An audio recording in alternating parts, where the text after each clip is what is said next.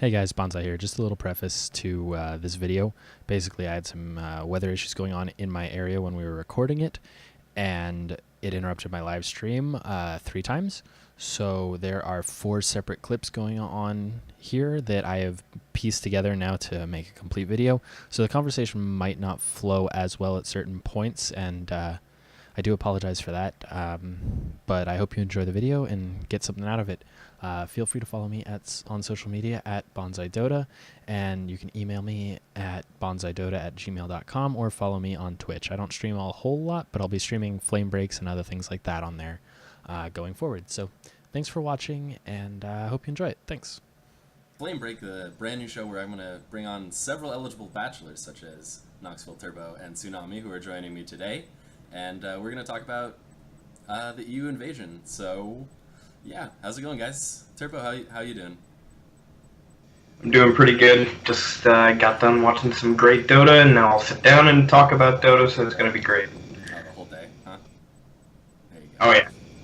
And Nox, how about you? How did you, were you working the stats for that last few games? Just some of the playoff games, yeah. Being at work for the rest, so being too busy. Nice. How's it going with you, Tsunami? Doing pretty good? I'm doing good. I feel the least qualified person here, but that doesn't mean that I won't have. That's why I'm here. That's why I'm a host, Right. rather than a person who's Okay. actually supposed to be talking about substance here. Then Yeah, Tsunami you're- has actually got the highest follower to following ratio of anyone here on show. That means I'm the most qualified, right? That's how That it works. is what- It's like There a you go. Twitter followers. My KDA is so strong. Anyway, so just wanted to get you guys' quick thoughts on this. Do you think it was with the EU invasion? I guess I'll set the stage for that. But so essentially, Pro Dota came over here. They confirmed with Valve. They sent Bruno an email. Bruno was like, "Yeah, sure, I guess if you guys want to deal with ping." They asked Face it. Face goes, "Yeah, sure, whatever. You can region switch on our platform, fine." And they come over here. They play. They win the Open qualifier, and they take the American main qualifier slot, and then everybody goes, "Wow, that was a great idea," and they all come over here from EU and play. And I think the top 4 for the NA Open qualifiers in the second day were all EU. So that's not great, obviously, for NA. But do you guys think that was was it wrong for Pro Dota to do that? Knoxville, why don't you start us off? Do you think that was like a morally wrong thing to do? I mean, no, I don't think it's morally wrong. The qualifiers are basically, okay, it's the Americas qualifiers, not the NA qualifiers. So a lot of the posts that you see on Reddit are like, defend NA, the NA qualifier. Okay, screw you, it's the Americas qualifiers. I don't think it's morally wrong. I think that there's, the spot is not guaranteed, even though it's called the Americas qualifiers, there's people from South America playing with higher ping than those from Europe. There's often been situations where you've had like 1 or 2 players who are playing across regions, especially for the very international teams. It hasn't happened for a while, but yeah, there have been lots of situations in the past where we've seen American teams playing in European tournaments, European teams playing in American tournaments. It's all just about having qualifiers which are relatively low ping for the teams in the area, which makes a difference. All right, and Tsunami, what did you think about that one? Were you kind of irritated, or are you good with it? No, I thought it was genius personally, because I am just whatever ultimately brings higher quality Dota to a LAN event is fine by me. And if you have to take a ping penalty or play at extremely odd hours to participate in a qualifier that you weren't supposed to be in, I have no issue with that really, because like Noxville said, there were South American teams. The 4 teams that ended up making it through past the Open qualifiers and then into the American qualifiers, both Elements and Pro Dota both lost, which were the ones that jumped the ocean to come over to the American qualifiers. But a South American team, Infamous, with Peruvian players, made it through, and FDL with Bisa, who I believe is in the UK, also made it through. So it's going to come down to skill at the end, regardless of however much you think you can take advantage of 5 caster teams and things like that. Yeah. And Turbo, now that you've just taken a bite of food, I want to ask you so that you can talk with your mouth full.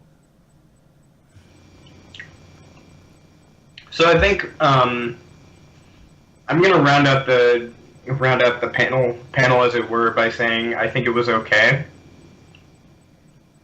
Not because it was like, oh well, they lost anyway.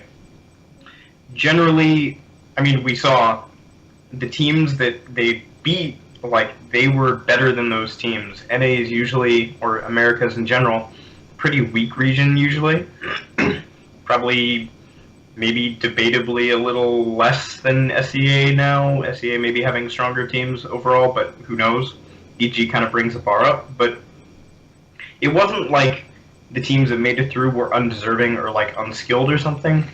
It was just that they took advantage of the fact that they were allowed to region swap, and also kind of having to deal with the fact that the EU qualifiers are so stacked, just like unbelievably so. So I didn't think there was any real problem with it. I think in the end it kind of comes down a little bit to Valve maybe being... I kind of think Valve should give EU and CIS separate qualifiers, but I'm not sure exactly how they would make that work. But, like, it's... Elements in Pro Dota going over to play in NA is a symptom of a bigger problem. Yeah, so you guys kind of think... Seems like we have agreement that it was fine that they did it, and so you guys would put the blame kind of on Valve here, right? That just the fact that they didn't have any set rules. They're like, yeah, sure, whatever. Cool. I mean, you only need rules if it's actually a problem. If you genuinely want the best teams to be at the events, then, I mean, like Turbo said, you probably have... You want to, like, get as many teams... So, like, Europe has got enough talent to have separate qualifiers for CIS and for Europe itself. Well, and when I say CIS, I include the Ukraine, which is not really part of CIS in terms of technicalities. If you ask Putin, he thinks it is. No, yeah, he thinks it's part of Russia, but Putin aside, I think that one of the big problems, which is what Turbo was saying, is that, okay, I kind of disagree with how he said it, but America's got a very shallow talent pool. So there's always been, like, one team, in recent times, always EG. That's definitely tier 1, and then there's been like 1 or 2 teams which are like definitely very good, like tier 1.5, tier 2, and after that it kind of drops off very quickly. So when you see more than 3 American teams in the tournaments, you kind of know that like the third one, the fourth one, that's kind of where the excellence stops and the kind of filler spots come in. There's been some notable times when that's not true, when we've seen a 4th or 5th team from America doing well internationally, but never on the same level as how we would associate EG. So we don't necessarily have to have separate qualifiers, but we definitely have to like see more teams from the stronger regions go through. I mean, this is all like the kind of how this argument or discussion should start is like, what is the point of the regional qualifiers? Why do we have regional qualifiers? And for most people who see regional qualifiers, they think it's kind of a last chance to get teams in that are actually very skilled but haven't won a LAN tournament or something like that. And so we have qualifiers per region, and like this is kind of where we should frame the argument to start off, because this is where all the interesting questions come in. Yeah. So Tsunami, what did you kind of think about that? Do you think that Valve is sort of to blame here? Or do you, like, I mean, you thought it was brilliant, right? That they came over here and played, but do you think that it's a problem that Valve needs to address, or do you kind of agree with Ben here that it's, you know, you want to find the best teams in that event?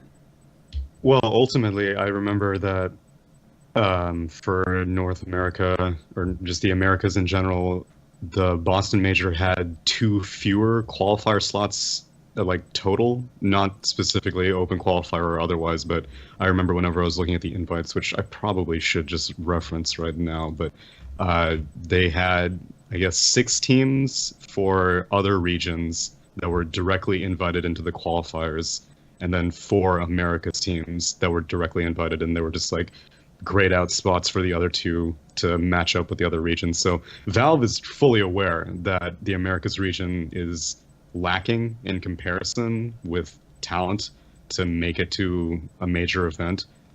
Outside of like that sort of limitation, I don't really think that Valve needs to introduce any more additional rules preventing people from entering, because as it is, you have to compete against like Team NP in complexity. So there are viable tier 2 teams that will still beat just like no-name teams. If there were no tier 2 teams in the Americas, which may come at a certain point, then it's possible that Valve would have to introduce something. But as it stands right now, I think all regions are kind of strong enough that, I mean, I would like CIS and the rest of Europe to have separate qualifiers, sure, but I don't think America needs to be messed with. Why do you think CIS needs separate qualifiers? Like, you just based on strength of the region, you think that they deserve to have a team there? Or from a point of representation? I would go based off of strength of the scene, which is why I think that I don't think there should be like a set rule for all future events. I think Valve should like dynamically change how the qualifiers are created, the open qualifiers are created, given each, I guess, pre-major registration, because they're obviously paying attention to the scene very closely. That's how they determine who goes into the invited qualifiers, because they're paying attention to tier 2 and tier 3 teams. It's not just the tier 1 teams that they're keeping their eye on. So if they are keeping that much attention, then I would like them to change the participation regions like CIS in Europe, depending on how well the scene is doing. So you'd be okay with inviting, let's say hypothetically, CIS got 2 spots, America got 2 spots, and let's just say that, NA got, America's got 2 spots. Europe, SEA, China all got 2 spots, and we only invited 6 teams. You're okay with there being, for example, a NA, the second team to come in from the qualifiers from NA, being much worse than Europe's 3rd team that just misses out? Well, I think that's why I said that I don't think that Valve needs to stop the region like jumping. The only thing that I did have an issue with was region jumping halfway through the qualifier, which is what like Elements and a whole bunch of other teams did after Dota showed the viability. I think you need to commit to a region, and then you're stuck in that region. But I'm okay with there being more regions in total. I think if there was a way to do it, what I would suggest now is probably like reduce invites by 2, so then you have 10 qualified teams instead of only 8, and then 6 invites for a total of 16 teams, and maybe give 1 or 2, like maybe add one more slot for another region, like China maybe, I don't know. Or like maybe just give 2 to CIS, I'm not sure. I mean, China got 3 direct invites out of the 8. Yeah. I haven't thought it through very much because I don't think it's going to happen. But, like, I'm not sure how it would be done, but my argument for it is just that there are a lot of really strong Tier 2 teams in CIS that are forced to qualify through the open qualifiers just because there aren't enough slots in the EU, like you saw, like Fantastic 5, Elements, Dota, Team Empire, Friends, Stack, like a whole bunch of teams that would all be able to compete with each other in CIS qualifiers, but like there simply aren't enough ways for them to qualify through opens. So that's why it was mostly just CIS teams signing up for competing in NA, because it was like, well, we can't beat some of these EU teams, and there's only 2 qualifier spots, so even if we do, like, only one of us can make it through. Well, what about teams from regions where there's literally no qualifiers, and the only way for them to qualify is to go to their closest region, which is 180, 200 millisecond latency? Like the whole of Africa, India, Japan, even a lot of Australia has like routing issues. They can't play on SCA. Yeah. And most of South America. I don't know. I don't think there's a totally fair way to do it. And obviously, I'm a huge CIS Dota fan, so I'm going to have my own biases.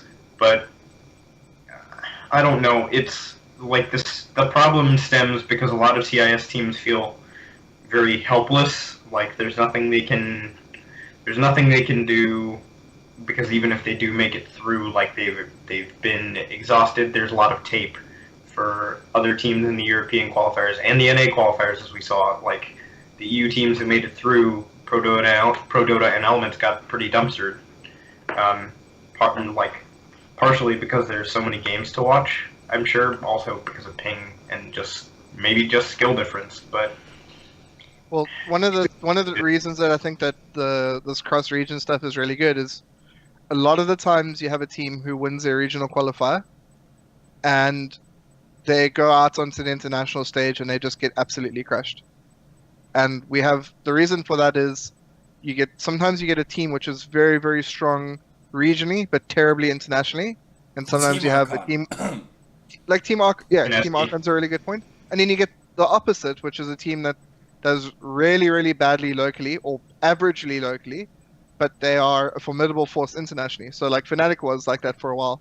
They were dropping series against a bunch of teams locally, but overseas they were doing really well. They came top 6 2 majors, well, 1 major and top 8, top 6 or top 6 top 8. Na'Vi is another team. If Na'Vi didn't get invited to TI, I think that it's like the odds are very high that they wouldn't have made it through the qualifiers, but they definitely would be the most reasonable representative to go. Like in a broader, like their results would have been just as good, which weren't great, but just as good as anyone else from their specific region. Yeah. So do you think that they'll ever drop from 8 invites to a fewer number? Because consistently it's been 8 invites for every single major, and every single time, at least 80% of the time, people are like, no, they're not 8 viable teams, let's make it less than that. But I don't really think that Valve has ever really made a mistake with their 8 invites. I've never... They invited 12 to Manila Major. I think did MVP they? Okay. might be a bit of a mistake, but we'll see this year. Yeah, to Manila Major they invited, like, there were a bunch of the 4 teams that were like very, very good leading into that, which was Secret, Liquid, EG, MVP. And then there was Wings, who was kind of this dark horse who just won ESL and thrashed Liquid, so they had to get in. And then after that, it was OG was probably also like a very strong team, so they were like maybe number 6. But the problem came in, like, who do we get as the next team, right? Right. And they kind of compromised by saying it's so close between the next bunch of teams. Yeah, Hello? we're back. You are a cat, Bonsai. Yeah, I have to fix that. I am a cat sitting in a drawer at this moment, but should be good. There we go. Perfect. The magic of internet. Yay! American We back. internet, right? My internet's off the chain, man. Yeah, thanks, RTZ.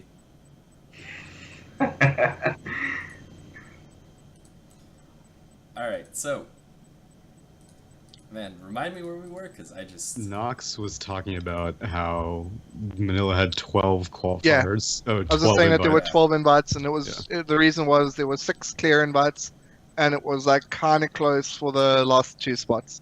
So Valve just invited 6 more. The like lucky guys there, I think, were Complexity, Alliance, and Na'Vi. Yeah, I think they were like the lucky chaps there. Like definitely the lucky ones, and then it was close between other guys. Like LGD, Fnatic, OG. Actually, LGD had no results there. They were the lucky guys, like the luckiest of the guys there. They had like no results. They locked in real hard. Yeah. Anyway, so I mean, Valve have changed a number of invites. Like that's one of the big problems is they haven't given enough like information, notice up front, about how many teams are inviting, what the dates are being invited are, etc., etc. Or what the criteria even is to be invited. I think it's because they don't know. I think they just, like, they probably sit in a boardroom for like 24 hours and they're like, okay, we're gonna decide today. Are we inviting MVP or are we inviting Secret? No. No, like I'm pretty sure that it's like they have a very good idea of what they respect and what they care about, and that kind of gets them down to probably a short list of like 10 teams or 12 teams. Yeah. And then after that, it's like maybe like 3 or 4 are 100%, and then 3 or 4 are like very strong. 3 or 4 are like the kind of should we, shouldn't we, and then from there they kind of a group of them will sit down. I don't think it's done over a single day. I think it's done over like a period of a week. And I think that they get lots of people's opinion. It's not just 3 or 4 people. Yeah, because I'm sure that they have like certain people who watch certain regions more frequently, and like there's no way that one person can watch every single region and be like, oh yeah, this team's super great. Yeah, I think the way they phrase the question to these kinds of people are more like, if you had to invite this team or this team, which one would it be? They don't ask anything else. Yeah. Because they don't want to like poison the like relevance of the result. They don't want to like veer the person in a specific direction. Yeah, it's probably like they go to an expert on the region and it's like, well, do you think Fnatic deserves an invite or do you think it should be Execration? And then that person, like maybe 3 people out of 5 say Execration, 2 say Fnatic, Execration's in maybe, I don't know. Yeah, because historically, I haven't been disappointed with any of Valve's direct invites since like MUFC. Every single time that there's kind of like a weird one. MUFC was like, at the time they were invited, was like definitely the strongest team in SEA. Right. Like, definitely, 100%. But in the next like month, they lost before TI. They lost like the most elo of any single tier team, like team at the top, until you get to Secrets when they started feeding. Like that's really like the significance of the drop. MUFC went from like 1,300 to like below 1,000 in a month. It's like never happened before. And so even though Valve like does seem to do these oddball invites, I have faith that, like you said, they have specialists on each region that they know what they're doing. Yeah, there's a couple of out like 90% of the time. Like usually pretty good. I mean, Navi for TR6. Chinese no Kai P getting invited. That was a big one. And then what else was there? Okay, MUFC was a bit unlucky. All the Chinese teams in Shanghai. No one could predict that though. No. I mean, we're not basing it based on whether or not like the teams fed at the event. We're talking about whether or not it was a reasonable. They deserved it at the time. Yeah. Oh, okay. No, I don't think like MVP is the only one for me this major that might be a bust, but we'll see. I wasn't entirely sold on the argument for their invite. I don't know. So, like, logically, MVP has always performed well at the majors, but not well most of the time. Like there's been 2 examples of them doing well. Dota Pit Season 4 was one. There was another event that they did kind of well in the last year. But to me, they lost Kyo and they lost Forev, who was, like, just did, like, devastating. And Mid one was also, like, the best performing player on Fnatic, if you like kind of look at the whole of last year, whereas Mushi was the best player at TI, I think.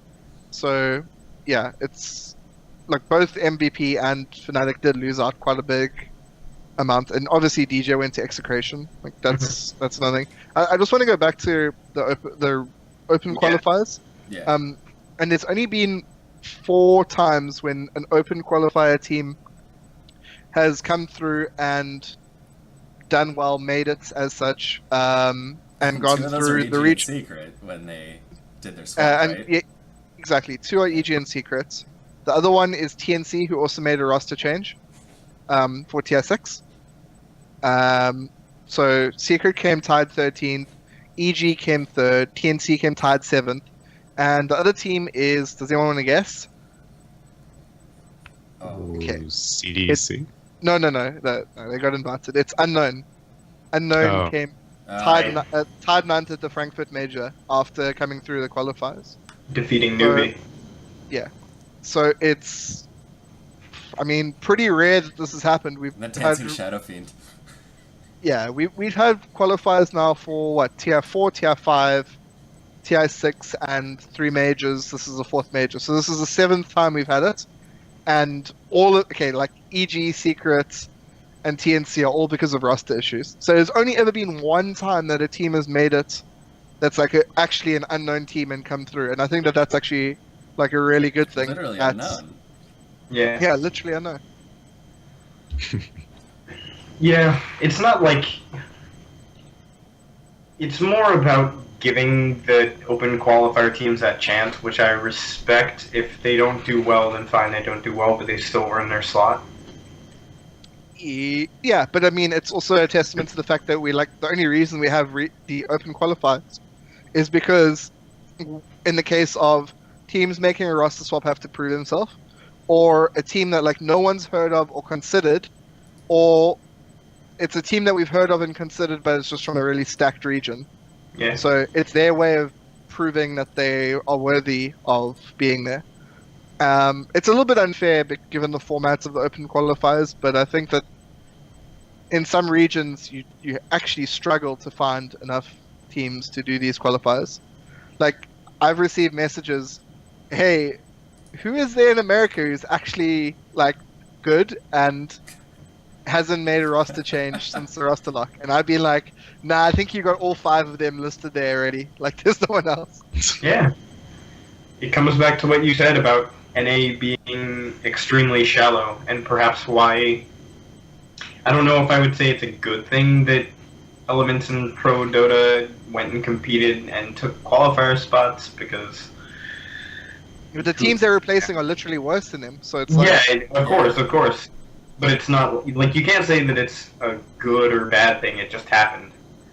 So, like, the argument against that, though, usually for, like, that people were, like, kind of upset about for Elements and Pro Dota coming over here was the fact that, like, they're like, oh, you're hurting the NA scene by coming over here and dumpstering our Tier 2 teams. So, like, do you think that's an actual thing? Do you think it actually impacts the scene? Do you think it, like, hurts them? Or do you think it might actually help them because they're playing, like, better teams and they're playing this against a different style? What do you think, Tsunami? You've been quiet for a little bit there. I know that the most famous example of this was whenever Zephyr had gone to Korea, and everyone was just like, well, you're just going over there and winning free money all of a sudden, huh? And then, I mean, I don't really know if they did help power up the scene, but you have to be very defeatist if you look at some sort of invasion like this and you're like, well, I don't want to compete anymore because people keep beating us. And I know Dota players, and I know that that's not the mentality that the majority of them will take. So if anything, I encourage it. I encourage all countries, all regions to come over to another region and try to conquer it, because I think that that's just going to make people angrier and make people better. Unleash the salt. I made the same argument when you can still find the article. I made an argument when DC formed their roster and came over, and I said, well, clearly NA is going to rise above this challenge. Like, EU won't be able to hold us down forever. And then look, they won the qualifier spot for TI. They looked pretty garbage, and honestly, I don't think they would have made it through the EU qualifiers if they had been there. But then they turned it up at TI and ended up putting NA to shame, kind of. So, I mean, it's a mixed bag. Sometimes team comes over and NA is like, well, get out of our qualifiers and stomp them, and other times it just goes EU's way. Didn't PPD tell fucking Mad that he should come over and beat him? And I guess make another one of your trash teams and try to beat us in our qualifiers. Yeah. So one question which came up on the chat, I don't know if you saw it, Bonsai, because you DC'd, is from a guy called Ishtar, asking, should there be a point system like in other esports, points for Valve and non-Valve events and a clear event calendar? Okay, well, and then they could promote third-party lands and make them more important, which would be good for the scene. So I think we definitely need to increase the value, personally, of third-party events, and we definitely need a clear calendar. Like, we shouldn't find out about the Boston Major 5.5 weeks before the Boston Major. Rip Dream League. Because it has a ripple-on effect. It screws over events like Dream League, the Summit. They gave the Summit about a week's notice, but I mean, the Summit gave everyone a year's notice. Dream League gave everyone like 18 months notice, because Dream League is always at DreamHack Winter. It's like DreamHack Winter gives dates like 2 years in advance. The only reason that DreamHack even deviated from this last season rather, was because ESL Frankfurt came in at the last second and said, "Oh, we're having ESL Frankfurt on this date," and the teams were like, "DreamHack, ESL Frankfurt, what are we gonna do?" And DreamHack were reasonable, and they said, "Okay, look, we'll move our events and we'll have it at in the Monster Studio, and we'll have it on a different weekend. So, yeah, events need to work with Valve, and Valve needs to work with events. Like, both sides need to bring something to the party. Yeah, I agree But that third-party tournaments, I guess, need a little bit more respect from Valve, but in terms of their value, and like you had mentioned that for Manila, all these other teams were doing well in third-party tournaments, it doesn't seem that there's a concrete definition of like what the weight of winning one of these third-party tournaments is, but Valve definitely pays attention to it, and even though they're not, I guess, respecting the scheduling of it all, I think that they value the results quite a bit. Yeah. I mean, when you say the results, what do you mean? Depending on, I wouldn't say just who gets invited to the tournaments, but I think like the No. performance I at mean, these tournaments. What do you mean? Okay, what do you mean by the performance at the tournaments? Well, Do you they mean respect- the final results, or do you mean the like games that were won or lost? they Because go out of their Like- way to show that Valve goes out of their way to show that they value third-party tournaments sometimes. Like, look at Yeah. WCA where Alliance won. Look yeah, at okay, that's a really good point. Let's talk about WCA. Okay, WCA, we saw Liquid absolutely fucking thrash Alliance, just thrash them right in the group stage. It was like 2-0 in like 25 or 30 minutes a game. It didn't look like Alliance could win either game, based on not just the draft and early game, but it just Liquid had this confidence about them, right? They Then played what better. happened? Yeah, they played way better. Okay, so what happened after that? Liquid moved on as like the winners bracket seed, and Alliance moved on in the as the second seed out the group. I think that they managed to fend off everyone else. I can't actually remember exactly who was in their group, but I think it was 4 groups, 4 teams, like the normal GSL Yeah. format. There And this was Team U porn and stuff. pardon? Team YP was there. Oh yeah. And wasn't Leviathan okay. was there too, right? They had a bunch of like other like Yeah. sort of relatively weak Yeah. teams. Yeah. Yeah. Bottom Yeah. of their And I all remember- big qualifiers in year 4. Yeah, so what I can remember is I remember that Liquid, it wasn't GSL, it was best of 2 round robin, and Liquid went 1-1 against DC, and everyone was like, oh my god, shocked. And then Liquid went 2-0 MVP and Alliance. Okay, so Liquid went forward in the group as a top seed, and the other winners of the other groups, like the seed 1, was Wings, LGD, and CDEC. And the second seed was Alliance, TNC, Leviathan, Empire. And that was where Secret got knocked out, ultimately. I think they lost to Wings and Empire, and everyone from Empire, including DasTurbo, was going wild about that. So then how it worked is it was the top 2 per group go into a playoff. Wings beat Leviathan, CDEC beat Alliance. Sorry, Alliance beat CDEC, LGD beat Empire, and Liquid thrashed TNC. So up to this point, the only game that Liquid's lost is one game against DC. Then they go up against LGD. Both the games are moderate length, like 35-40 minutes. But it was like a good. Both of them were good games, and in the end, LGD won 2-0. So what happens next is Wings get thrashed by Alliance, because at the time Wings was still like an up and coming team. I think the first game in that series was over in 18 minutes or something. It was like Alliance just destroyed them, and the second game was closer, but yeah, GG. Liquid went on to beat Wings for 3rd, 4th. That was both the finals and 3rd, 4th playoff were best of 5, and it was a 3-0. And then you had Alliance versus LGD, which went 3-2. So what you've got out of this is you've got Liquid beats Alliance, Alliance beats LGD, LGD beats Liquid. Okay, but because of the Alliance timing, essentially won the rock paper scissors war. yeah, Alliance comes first and gets directly invited to the next major. Yeah. Whereas Liquid's results, not only at WCA but throughout like the whole year. the whole 6 months before this, were way better. But just because of this like arbitrary format that it's single elimination, and they come 3rd out of this, means that they don't get invited directly to the next event. I think that's definitely something which has to change if you want to even consider using third-party events. You have to take every result. You don't just look at who came first and who came second.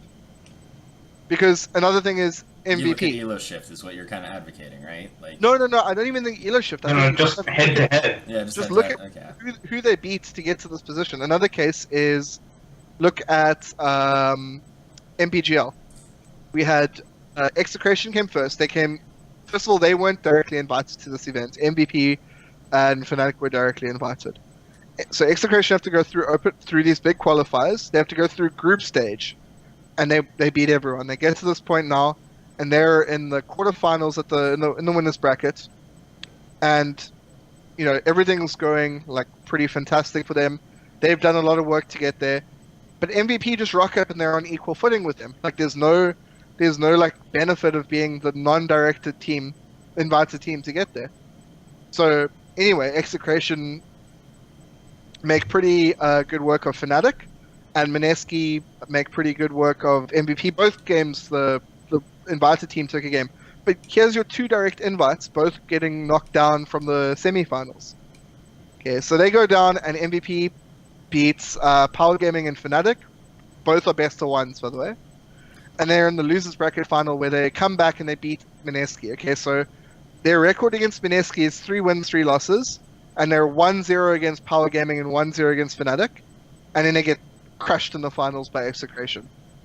So they're a team which has gone 5-5 at the events, and they come second, okay, which is like pretty funny. But at the same time, you have someone like Execration who's done all of these in qualifiers. They won the group stage. But I really California doesn't know how to handle rain, so we're just a little bit confused right now. Anyway, so We're back. Yeah, we're back. So we were talking about MPGL It was and how who was Yeah. 5-5? Yeah. Yeah, so basically the last one was just like we need to also remember that like we need to take into account not just like who won and who came second, but If like they had an which easy team road or simple. yeah, how easy the road was, which significant teams did they beat, and also like which of the top teams did they beat, because ultimately you can be a team that like won your qualifier or you could have won a LAN, but you might not even necessarily knocked out the top teams before that. Yeah. But that's what Another example is just the ESL Frankfurt. People were saying, "Oh, Navi came second, like so good." And the only reason that happened, the only reason that like counts for anything, is because Vega beat Liquid because Fata was like deathly ill. Like Oh yeah. he was so ill they had to play with Heen. Heen hadn't played a professional game in 6 months, and here he was being forced to play as a stand-in. He's never stood in for them in any other events. He's got to stand in for them, and it's just Vega's a polished team. Vega isn't the type of team that just drops because, like, drops a game against like kind of a newish squad or a squad playing with a stand-in. And as a result, the real final was the semi-final, because we're playing single elimination games in 2016. Single elimination. I mean, it's great for the spectators. Yeah, like, There's what a are lot we doing? behind- Are we like trying to save money here, or like what's going on with that? Yeah, I mean, so Literally, you need to save money. some events just can't afford to have 5-day events. Some tournaments can't afford to have they want to have 16 teams, and they rather have 16 teams single elim than 8 teams double elim. Some events are in big stadiums. It doesn't matter. That's all fine. No one's saying that their event sucks or whatever. Single elim is really hot, but you just have to bear that in mind. Like if you were to play a 4,096 team single elimination tournament, and there were EG and Secrets and Fnatic, whatever, even though they have like a 90% chance to win any individual game, the chance of them making it like 6 rounds forward it's like 35%, right? 6 or 7 rounds. So it's like, if whoever wins that tournament isn't better than Secret and Fnatic and Alliance and EG, like whoever else is in the tournament, they're only better than the teams that they beat. Yeah. Yeah. But that's what I mean when I say that, like, sorry. That's what I mean when I say that Valve, like, goes out of their way to make sure that third-party tournaments feel important. They don't do it in the right way, they just go out of their way. So it's like, okay, you won third-party tournament, or you came second in this third-party tournament. You get an invite. they don't necessarily look at the big picture where it's like, okay, they beat some pretty weak teams, or they had to play single limb or best of ones to get to this position. They're just like, all right, third party, your tournament matters. Your invite, look, your invite got in. Yeah, that's why I kind of think it's a good thing that there isn't a point system, really, because beyond making like the invitation system transparent, it kind of discourages teams who are already like, I know the other, I guess, esport that I follow closely that does have a point system is Capcom Cup, which is Street Fighter games.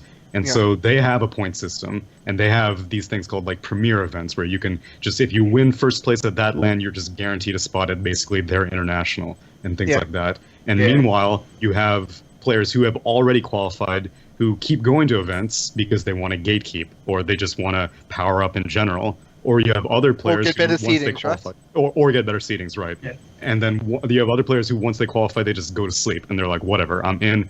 I'm gonna save strats until Capcom Cup, and I'm just gonna sit tight. And I don't think that if there was a point system in Dota, it would kind of encourage that kind of, I don't know, laziness to an extent. I mean, also in Street Fighter, I mean, we've Daigo seen that just qualified as the EU representative for Right. Capcom Cup, and he's Japanese, so you know, same region invasion thing going on over there. No, actually, you saw that at Frankfurt though. LGD declined their invite like at the last second with health reasons. Like they were 100% guaranteed an invite to the major, so like why would they go? Want to blow it, basically. Yeah. Well, Fnatic did. Fnatic blew it.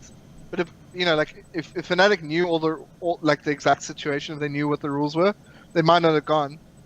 And LGD kind of didn't. I don't think LGD took a risk not going. I think LGD were like, we either invited or we not. If we come last, we maybe don't get invited. Yeah. And I think that as soon as you create rules and like a system outside of the game, you're inviting teams to basically start gaming that system. So do you think Valve's going to actually make a change? Do you guys think that they're like, this open qualifier will change anything? Or do you think they're just going to kind of sit back and just tell everyone to deal with it?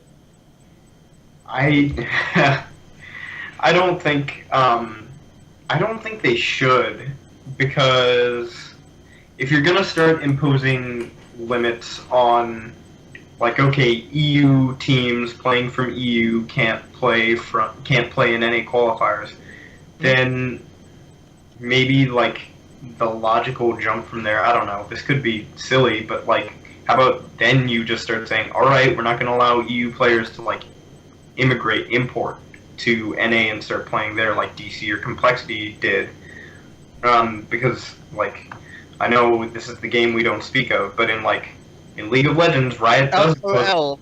Yeah, LOL. They do impose all those rules. They have rules like, okay, you can have 2 Korean imports on your team if you're playing in NA, and they have to have lived in NA for like a certain period of time, or like they have to have a visa or something. Like maybe we don't want to get into having all those rules because all the insanity that Riot imposes on their system is just like silly sometimes. To go back to the point system, you have teams that like, if they've earned enough points during the spring split, then like they end up qualifying for Worlds based on results that their team got literally months ago, and just if they manage to break like 4th place, they could end up in Worlds even though they're not the best team. I don't want to have a system where it's like, well, you're not the best team in your region right now, but you have enough points. So like if OG had bombed out after Frankfurt and just sucked the whole rest of the year and they got an invite to like TI, you guys would have been like, what the hell? So you mean like doing, newbie at right? TI6, right? Or TI5, right?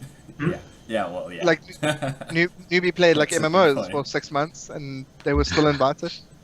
I mean, it's also quite like there's 2 other things here. One is that Valve kind of had the in-companion predictions, and I don't believe that they actually looked at those results to get like to decide. That would No, be But fantastic. it really- if they Tell me that's did. not true. No. I mean, I don't think that they would. But what Yeah. I'm saying is they've created a system where they're able to gather that type of information. And part of me is like, well, I don't think that they should do that. If it's like in a way that they could could get that use that data because that data shouldn't be used. I'm pretty sure that's just for fun because, like you were saying earlier about how Execration got invited and MVP didn't, everyone was like, "Oh no, how did this happen?" It's because Valve doesn't fall victim to star power, and no one knew Execration besides like Abed's Meepo, but everyone knew MVP, and so obviously the unwashed masses are going to be like, "Where's the celebrity team?" But they knew Timo and Abed from TI, and they knew DJ from TI. Remember that like Philippines is like 80% of Fnatic's social media. That's true, but then when you talk about people who were freaking out about Phoenix versus Execration, was it like Reddit, like an American-based social media thing, or just like the world population? I mean, it's really hard to say because we don't know what the demographics are like on Reddit. Like we know that a lot of Reddit is from EU or NA, but if it's like an in compendium type of prediction, then we don't know exactly what's happening because we know that there's like Chinese billionaires who have level 20,000 compendiums. So there's no reason to think that like if Valve said, you know how like the summit had the redemption vote. There's no reason to suggest that you don't have like people who are really rich spending money to get you in. I mean, I think it's just what for DC fun. did though? Like, doesn't the fact that DC was able to come over here with an EU team and win, basically, like, doesn't that set a weird precedent right now for a team with a lot of money just going, we're buying a team house, we're moving to Utah. Guess who loves Utah? Russians. Like, I mean, like. You know, like, all of a sudden you put Russia, like, you know, they decide they want to move to the Mormon capital of the world and move all their entire Russian team away from alcohol and buy a team house there and then compete in NA qualifiers. Like, you know, VP has the money, Navi has the money, like... Well, that's like the same thing, right? Yeah. Yeah, it's extremely difficult for an organization like VP or Navi to get visas for all those players to be there for that long to compete in like local tournaments or regional tournaments. Like, I feel like they have the money certainly, but are the players willing? Are they able to get visas? Like, it's very, very difficult to settle that. The way a lot of esports is going anyway is that, I think the prediction is between a bunch of analysts and people I've spoken to is that within like the next 10 to 12 years, almost all esports will be owned by a franchise, like a sporting franchise. Yeah. So, like, when that happens, it'll be a lot easier for esports players to get the correct visa to like head over wherever they want to go. Yeah. But that's still a while away. Like, we should cross that bridge when we get closer. Yeah, going until back that to your point. going back to your thing about was saying. Sorry. In terms of how they would have to change the qualifiers, the only change that I would want to see is what I had mentioned earlier, is that I don't want to see you jump ship halfway through a qualifier. I would like you to commit a region. In your regional qualifier, right. Or move to the later day, or to the same day qualifier in the other region. Yeah, I mean, I do that in Battle Cup. You know, I'll burn out early on, and I'll be like, well, whatever, Battle Cup's still going on, let's play another game. But I don't really think that in open qualifiers you should be able to have that luxury. True. Yeah, I think it's also like unfair just because, like, also for a lot of the teams who have to come through the open qualifiers and then start regionals the next day. Yeah. Yeah. Like, why do they keep putting the second open qualifier team to play first in every single qualifier? That's baffling to me. And people use the justification, well, the open qualifier team never make it through the well, it's like 50% of all the qualifier teams that have come through have to play without sleeping. I remember Fantastic Five, was it last time? Yeah. Who had to play? Who played like 30 hours out of 45 hours or something. I mean, my favorite was when they this time around the EU qualifiers finished when NA was or Americas were in like semifinals or something. Yeah.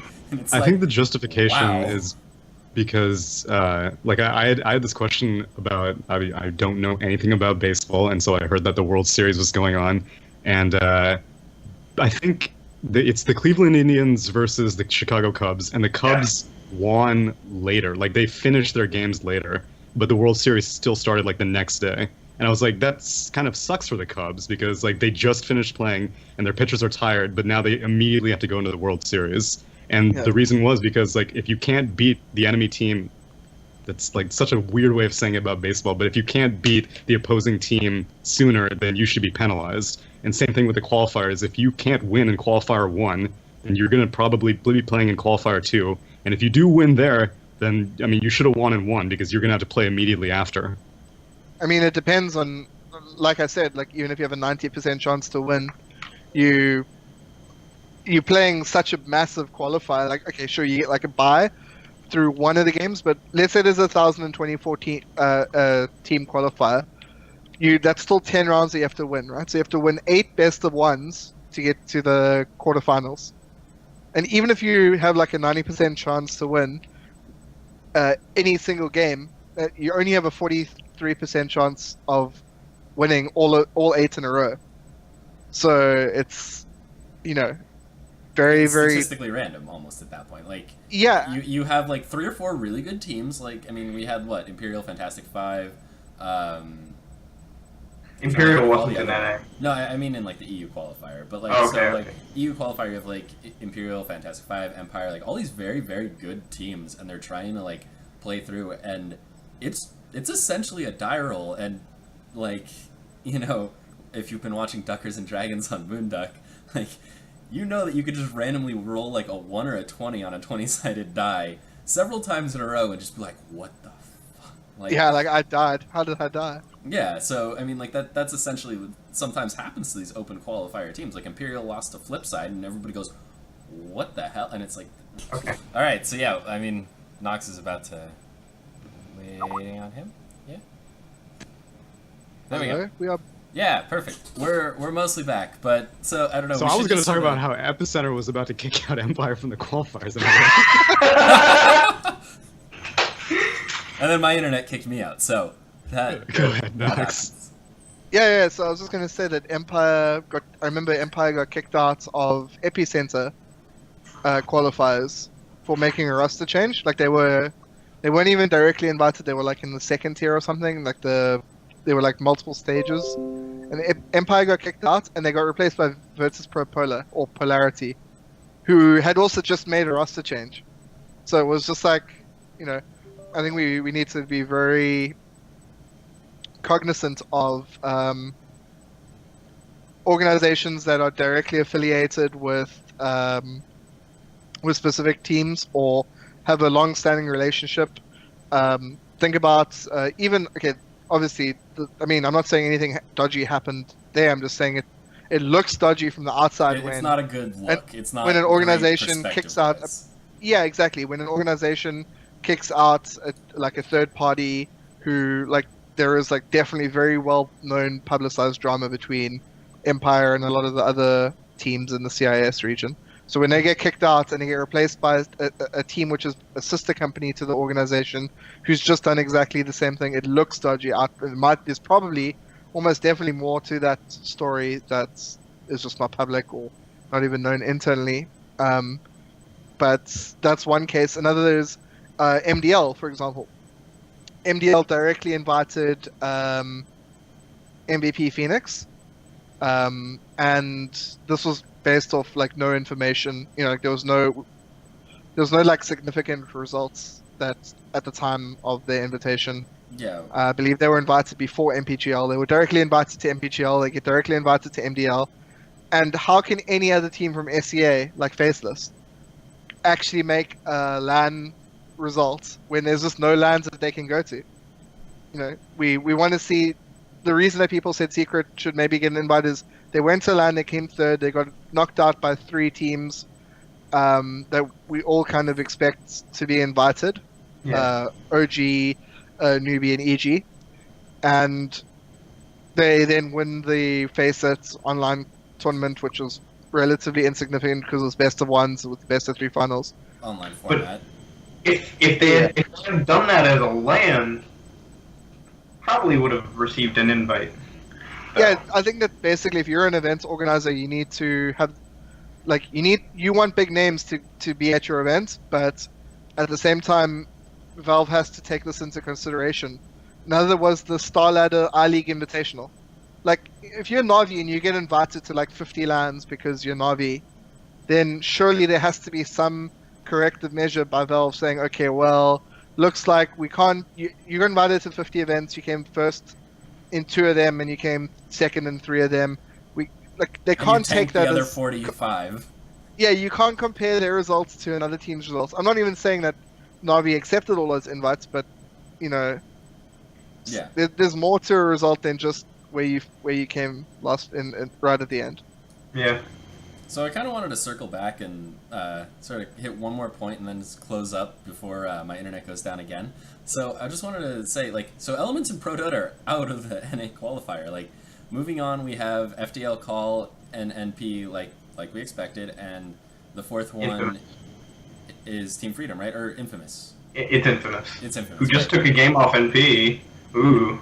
Yeah, so, I mean, Ooh. it didn't work out for Elements and Proto. Did you think that, like, this move was worth it for them? Like, do you think, like, oh, well, they didn't do any worse than they would have done in the EU qualifier, so, hey, you know, whatever. Because That's they not any didn't comparison. scrim any of these teams. Like, Elements and Proto have never scrimmed Infamous or Team Freedom in their life. They have no idea.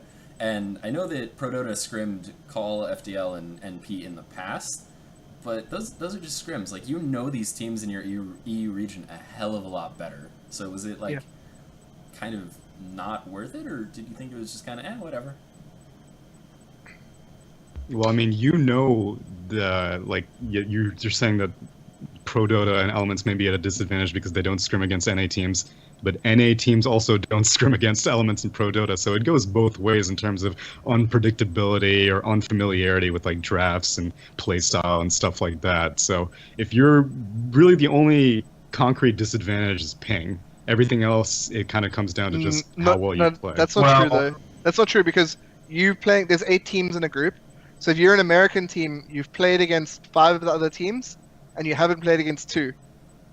Whereas if you're one of the European teams, you've played against 1 of the teams and not against 6 of the other ones. You know, like that shift makes a big difference. Yeah, but in Also, terms like, of like, I guess was Bonsai asking if that affects the viability of jumping ship to another region, Oh, yeah. or does it? I guess. Oh, okay. No, So that's a good in that point. case, because like Imperial and Fantastic Five both also got creamed in the European qualifiers too. So even if you are familiar, if you're not good enough, it's not going to help you. Here's what I would say. I think, like, if you're a European team playing in the open qualifiers, you have a bit of a disadvantage because the other NA teams who are competing in the next round of qualifiers have so many more games to view. Like, you have more you have a larger sample size to see, like, oh, these are the heroes that they like to play. This is the playstyle. Like, we see patterns and, like, how they like to move, where they like to ward, all that stuff. So you're playing at a little bit of a disadvantage because you've revealed a little bit more of your hand, especially if you've played in 2 of the open qualifiers. But also, the main thing I would say is that Elements and Pro Dota were not... When EU is sending teams, they're not sending their best. Which is a really long way of saying that, like, Pro Dota and Elements probably weren't going to make it through the EU qualifiers. They know that. That's why they went to NA. I mean, the other thing is also that if you look at it, Elements went 3 and 4, and to get in, you needed to win 4 of your games. So they were literally 1 game away from forcing that into a tiebreak. Like, if they were to win against FDL or Infamous, then they would be in. So, you know, it begs the question of, like, if you were a team from Europe and you won the NA qualifier, and there was enough time that you could just fly over to America to play your games, like, how would that Stay in a hotel, go to a LAN cafe in, like, you know, Florida somewhere. Stays in America. I mean, you can't do that because of the, like, timing, but I know that yesterday Team Secret were playing with very high packet loss.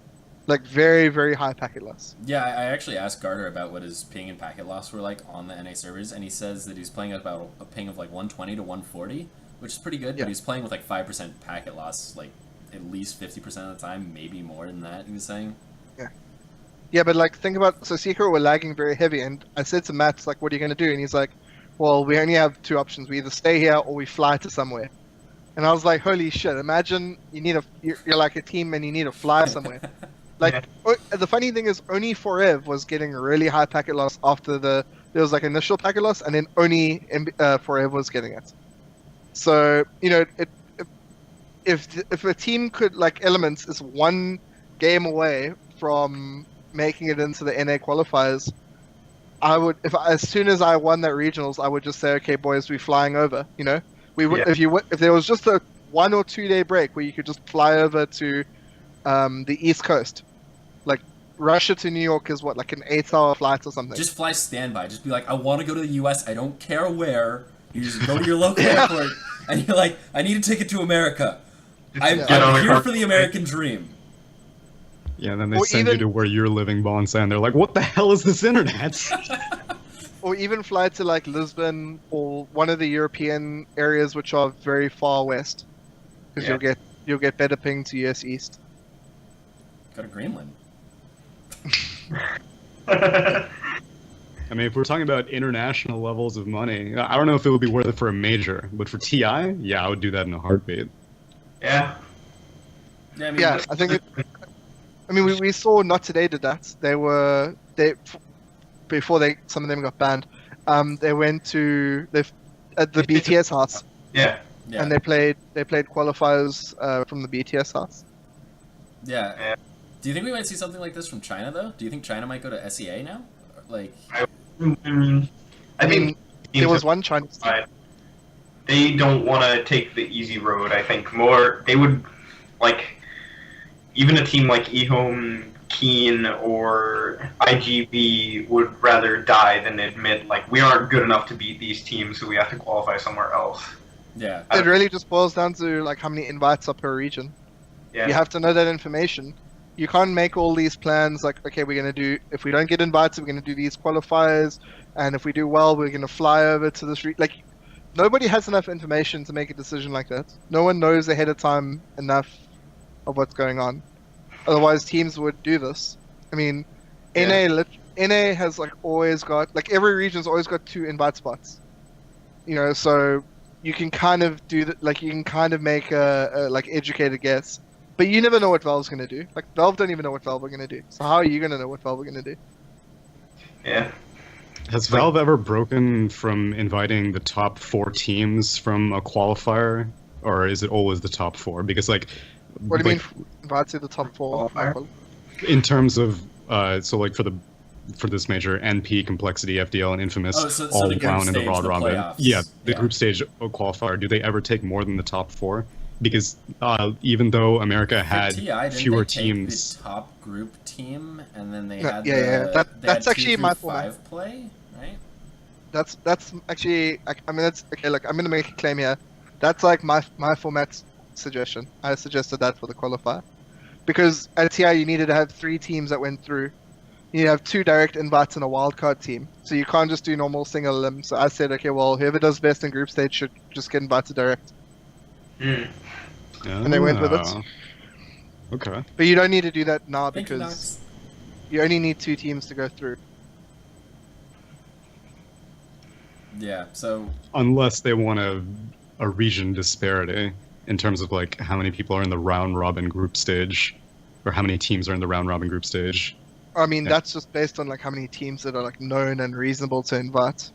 I mean, it seems like EU should have had like 6 move on to like playoffs, but that would have been kind of awkward to handle. But like, I mean, if we had 4 move on from NA who had 8 teams in their qualifier, so 50% goes on, and then like in EU it's 40% because you have 10. Yeah, like I think they want to kind of make it like the qualifiers as similar as they can as soon as they can. So round robin best of 1 into top 4 moving forward. Like makes sense because all the regions understand it. Because think about it, like some teams perform better under different game circumstances. Like if you were to play, if you had 10 teams and you could either play 2 groups of 5 or 1 group of 10, and it would either be best of 2 if it's 2 groups or best of 1 if it's 1 group, and you look at the results at the end, there's very, very big difference in results. Yeah. And also remember in best of 1s, selection priority is random, whereas in a best of 2, selection priority is guaranteed to be 1-1. So you are like 100% guaranteed if you want to play Dire, you can get at least one game on Dire, like Yeah. guaranteed. And best of ones aren't like that. It's randomized for every single game.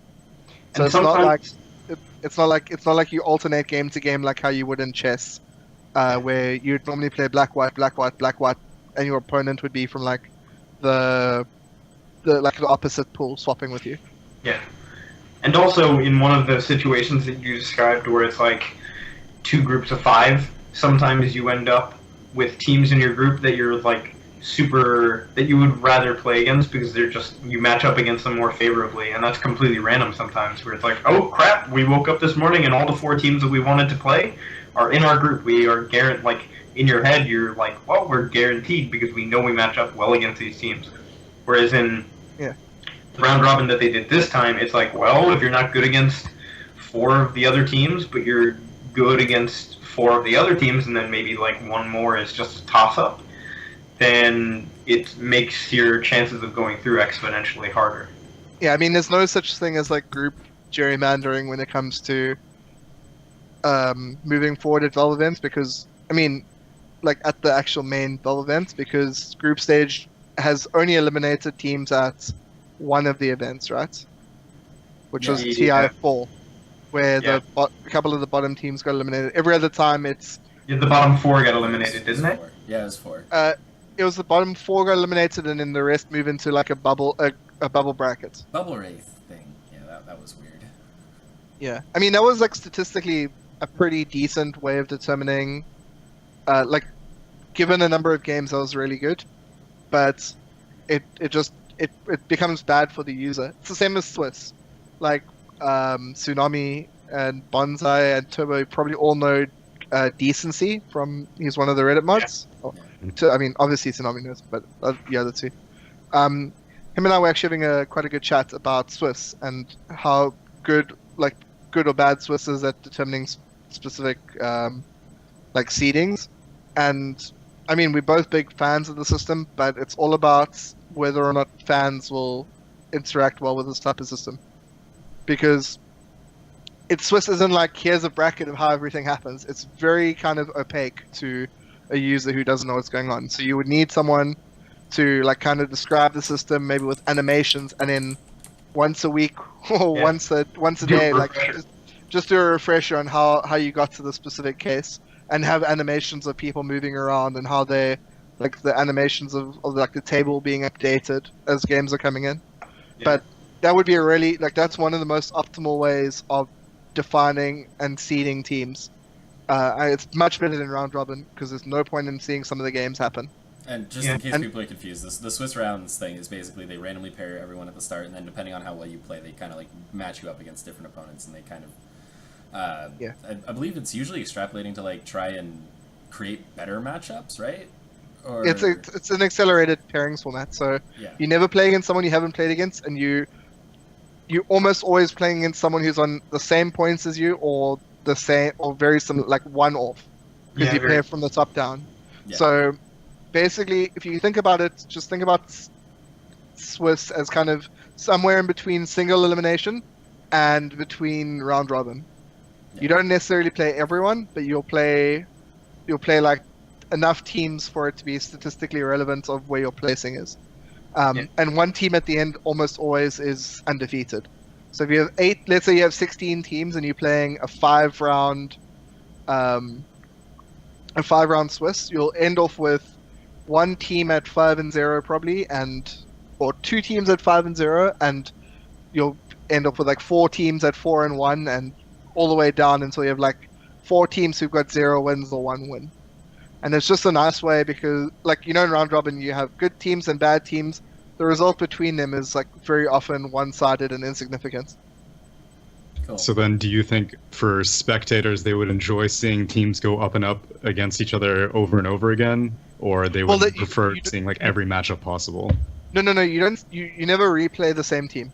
Oh, I thought you said you don't play the team that you haven't played against, or something. No. Like that. Sorry, you never play the same team twice. Oh, okay. Yeah. So it's kind of like if you think about single elimination, where you like just half the competitors are like dropping out every time. Just you can almost consider them as like a separate track, like in another dimension, and like they can still get back and up. They can never get back up all the way, but they can stay on like the same line or drop down. Yeah. I see. All right, guys. So we should definitely close this out before my internet drops again. So I'll go to Turbo first. So you can find him at Slingshot Esports, I believe, and that's where all his articles are. And you can find him on Twitter at DasTurbo. Anything else you wanted to add here? I think we've kind of discussed the idea of Valve imposing more rules and more control, but I'm gonna bring up LoL again. For like the last 5-6 months, I've kind of been watching their scene and taking in the games, and I think I like Valve's decentralized, hands-off kind of approach. Instead of imposing so many rules, I'm like, well, this is the NA qualifier, you can't play in it. Because I look at League system and it's totally fucked. It's like, okay, only 3 Korean teams, the clearly best region, can make it to Worlds because we impose this like really shitty arbitrary limit on how many Korean teams can be there. But there have to be 3 NA teams, there have to be like 3 wildcard teams, or like 2 wildcard teams, and 3 from each other region, and it ends up making for really terrible groups and just awful games because you know which team's going to win. Surprise, it's the Korean one. I don't want to move toward a system where it's like Valve is imposing so many needless, arbitrary rules on the system because it just makes it boring and stale and sterile. I don't maybe necessarily agree with what's happened with CIS, where you've seen like a lot of really good Tier 2 teams like Flipside, Pro Dota Elements, and like Empire, Tier 2, LoL. Like a whole bunch of really good Tier 2 teams that maybe couldn't make it against the top European talent, but could potentially do well at a major, but they just don't get the chance to go there. I would maybe like to see Valve handle that differently, but I don't want them to be making everything more strict and basically becoming more riot-y. And lose the flexibility of, you know... Yeah. We want to invite this team, we want to do this thing. Like, once you set the rules, you're kind of locked in, right? Yeah. Cool. Alright, so Noxville, why don't you go ahead and follow that up? I know we can find you at Follow Noxville on Twitter, Noxville. It's on the screen, as you can see. So, also you're doing Dream League stats, so you can see all his fun stats there. I usually enjoy your titles. Just last word, buddy. Anything else you want to add to that, too? No, nothing much. Thanks for having me. I will not have a soapbox like Turbo. And shout out to my homie Scant, who is coaching Mineski all the way to the Boston Major. Shout out to him. Cool. And Tsunami, why don't you go ahead and close this out, man? I know you're. What's your YouTube link exactly? I don't think it's YouTube /Tsunami or something. Yeah, no, it's the same thing as my Twitter, Tsunami643, or the Relax You're Fine channel. But I guess I'll do a compromise between the two. I'll say I agree with Turbo. I like Valve's laissez-faire attitude. I imagine it's incredibly frustrating for the players, but as a spectator, I enjoy how dynamic all these tournaments are, and I don't think I've gotten bored with competitive Dota yet, and the way Valve is handling it, I don't think I will anytime soon. Cool. Be the better soapbox is what you're going to call that one, right? Exactly. All right. I appreciated that, Turbo. That was actually really good and in-depth. So we have now successfully beaten the horse to death. So thank you guys for joining me, and hopefully I'll see you guys soon. Hey guys, just a quick little outro to throw on the end of this when I'm uploading it to YouTube. I sort of unceremoniously ended it because I was just a little bit off kilter from the various disconnect issues. So here is the just general outro. You can follow me on social media at BonsaiDota on Twitter. You can email me at bonsaidota@gmail.com if you wanted to contact me that way. Or you can follow me on twitch.tv/bonsaikj. And of course, you're already on my YouTube channel. So thank you for watching. And don't forget to like, comment, and subscribe to this channel. I would really appreciate it, and it would really help me out going forward. And if you do have anything else that you want me to cover, such as maybe a future Flamebreak topic or something else, please don't be afraid to suggest it. Would love to hear from you. Thanks for watching. See ya.